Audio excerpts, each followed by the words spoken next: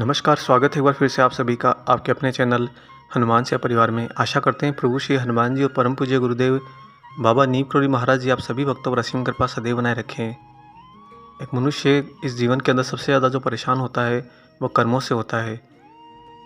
ये जीवन तो वैसे पूरा कर्मों के अधीन ही रहा है, परंतु मनुष्य हर कर्म करते समय मन के अंदर, मस्तिष्क के अंदर ये भ्रम बनाए रखता है कि ये कर्म मुझे बहुत अच्छा फल देगा या नहीं देगा। चूँकि कर्म हमारा एक आयाम है और उस आयाम की परिधि यानी उसका अंतिम छोर जो है, जिसे हम परिणाम भी कहते हैं, वह हमारे ईश्वर के ही हाथ होता है, हमारे गुरु के ही हाथ होता है। और ईश्वर के हाथ में होने के बाद भी हमारे मन में यही कर्म दुख सुख आदि भाव पैदा करते हैं। इसके साथ ये जीवन चूँकि बहुत ज़्यादा भ्रम में चलता रहता है। कई बार ऐसा होता है कि हमसे गलतियाँ हो जाए और हमें पता ना चले, या कई बार ऐसा होता है कि हमारे कर्म किसी और मनुष्य के प्रति या किसी और जीव के प्रति एक गलती का स्वरूप ले लेते हैं।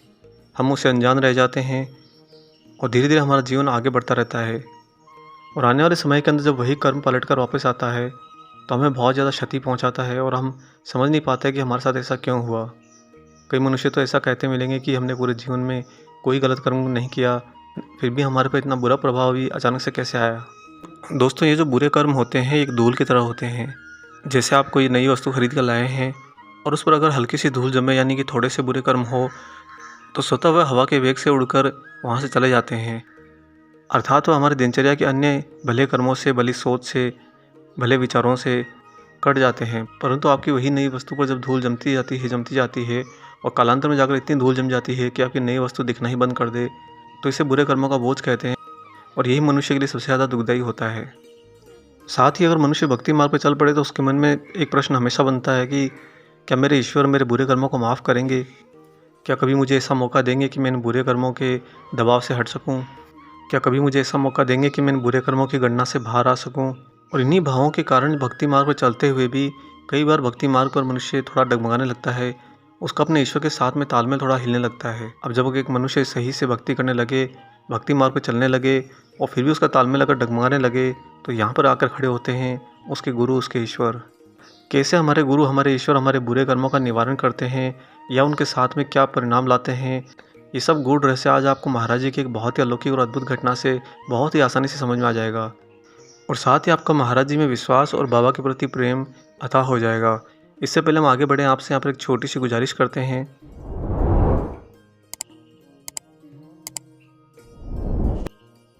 अब आइए ले चलते हैं आपको सीधा महाराज जी की इस बहुत ही अलौकिक और दिव्य घटना पर। दोस्तों, आपने महाराज जी के विदेशी और परम भक्त रामदास के बारे में काफ़ी सुना होगा। उनके बारे में काफ़ी जानकारियाँ उपलब्ध हैं। और रामदास ने चूँकि महाराज जी के साथ में एक बहुत ही लंबा अंतराल बिताया था और धीरे धीरे रामदास स्वयं भी महाराजमय हो गए थे, हनुमानमय हो गए थे। क्योंकि जब हमारे गुरु हमारे ईश्वर के बिल्कुल नज़दीक रहते हैं तो हमारे अंदर शुद्धता ना सिर्फ प्रवेश करती है, अभी तो हमको धीरे धीरे शुद्धतम बनाती जाती है। और इसी शुद्धता के चलते कालांतर में हम और हमारे गुरु ईश्वर एकाकार होने लगते हैं। यह घटना है उन्हीं महाराज जी के अति प्रिय भक्त रामदास जी की। एक बार कैंची धाम में महाराज जी के तख्त के सामने रामदास जी बैठे हुए थे। वह अपने गुरु अपने महाराज जी के लिए कुछ संतरे लेकर आए थे, लगभग 12 संतरे। रामदास जी ने वो संतरे महाराज जी को अर्पित कर दिए। साथ ही रामदास जी ने यह भी देखा कि महाराज जी के तख्त पर कुछ अन्य भक्तों द्वारा लाई गई फल और मिठाइयाँ भी रखी हुई थी। महाराज जी उन मिठाइयों की ओर देख भी नहीं रहे थे। तभी महाराज जी ने रामदास की ओर देखकर एक बहुत ही प्यारी सी मुस्कान बिखेरी। शायद महाराज जी की मुस्कान रामदास के लिए संतरे छिलने का एक इशारा थी। जब रामदास ने महाराज जी को संतरे अर्पित किए तो पता नहीं क्यों महाराज जी एक एक संतरे को उठाकर कुछ इस तरह से देख रहे थे जैसे बाबा ने कभी जीवन में संतरे देखे ही ना हो। एक बहुत ही अद्भुत सा बाल उल्लास महाराज जी में छलक रहा था। बाबा का उत्साह देखते ही बन रहा था। रामदास जी को ये समझ में नहीं आया कि महाराज जी आज अचानक ऐसा व्यवहार क्यों कर रहे हैं। क्योंकि साधारणतः महाराज जी जब भी कोई प्रसाद लेकर आता, कोई फल लेकर आता, तो उसे तुरंत ही बाबा अन्य भक्तों में वितरण कर देते। परंतु आज एक तो महाराज जी का इन संतराओं के प्रति ऐसा अज्ञानता का भाव और महाराज जी का कुछ न कहकर सिर्फ मुस्कुरा देना। तब रामदास ने सोचा कि महाराज जी को मैं एक एक संतरा छिलकर अर्पित करता हूँ, शायद महाराज जी से प्रसन्न हो। अब जो ही रामदास जी संतरा छिलने लगते और वो संतरा पूरा छिलने वाला होता है, उससे पहले ही महाराज जी एकदम से लपक कर वो संतरा छीन लेते और एक ही बार में पूरा खा जाते। रामदास यहाँ पर महाराज जी को ऐसे देखकर बुरी तरह से चौंके कि आज ये हो क्या रहा है। फिर से उन्होंने एक दूसरा संतरा छिला और वह जो ही छिलने की प्रक्रिया पूर्ण होने लगी, अचानक से महाराज जी ने झुककर वो संतरा छीन लिया। अब यहाँ पर शुरू हुई भक्त और भगवान के नटखटपने की लीला। रामदास भी जिद में आकर हर संतरे को छीलने लगते ये देखने के लिए कि शायद महाराज इस बार भी ऐसा करेंगे या नहीं करेंगे। और बाबा जी तुरंत ही एक बाल सुलभ भाव में आगे बढ़कर लपक कर वो संतरा ले लेते और खा जाते। इस तरह देखते ही देखते महाराज जी ने एक ही क्रम में रामदास के लाए संतरों में से 8 संतरा खा लिए। अब रामदास के मन में बस यही आ रहा था कि बचे हुए 4 संतरा और छील दूँ, और जब ये महाराज जी खा लें तो मैं महाराज जी से पूछूं कि महाराज जी ये सब क्यों हुआ है। परंतु तभी महाराज जी ने 8 संतरे के बाद में जब वो संतरा छील रहे थे तो बाबा ने नज़दीकी खड़े एक स्कूल के अध्यापक से आदेश दिया कि शेष 4 संतरे रामदास को खिला दो। उसने आगे बढ़कर ये कहा कि महाराज जी का आदेश है, ये संतरा आपको ही खाने हैं। रामदास का मन यहाँ पर फिर से विपरीत परिस्थिति में चला गया। खैर महाराज जी का आदेश था, अतः रामदास ने वो शेष 4 संतरे छिलकर एक एक करके खा लिए। जब महाराज जी का दरबार पूर्ण हो गया तो बाद में आश्चर्य मिश्रित रामदास ने अपने एक भारतीय मित्र से महाराज जी के इस विचित्र आचरण के बारे में पूछा कि आज जो बाबा ने किया है इसका क्या मतलब हो सकता है। तो उनके भारतीय मित्र और महाराज जी के परम भक्त ने उन्हें बताया कि इस प्रकार महाराज जी रामदास आपके कर्मों को यानी आपके बुरे कर्मों को अपने ऊपर ले रहे थे। यह उनका अपना ही निराला तरीका है और इसी विधि से महाराज जी भक्तों को बुरे कर्मों से मुक्त करते हैं। जितने संतरा महाराज जी ने खाए उतने बड़े बुरे कर्म आपके ले लिए, और जो बचे संतरा आपको खिलाए वो आपके अच्छे कर्म आपको वापस यहीं पर भोगने के लिए दे दिए। और ऐसा करने में महाराज जी के सामर्थ्य की कोई सीमा नहीं है। वह भक्त कहते हैं कि बाबा महाराज तो वह हवन अग्नि है जो हमारे कर्मों को लेकर उन्हें भस्मसात कर देते हैं।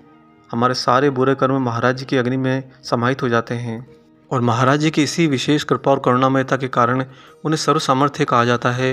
बाबा तो वो सामर्थ्य रखते हैं कि वो बिना किसी कारण बिना किसी क्रिया के पूर्ण होने से पहले ही हमें परिणाम देने का सामर्थ्य भी रखते हैं, और वो भी हमारे ही अनुकूल, हमारी इच्छा के हिसाब से।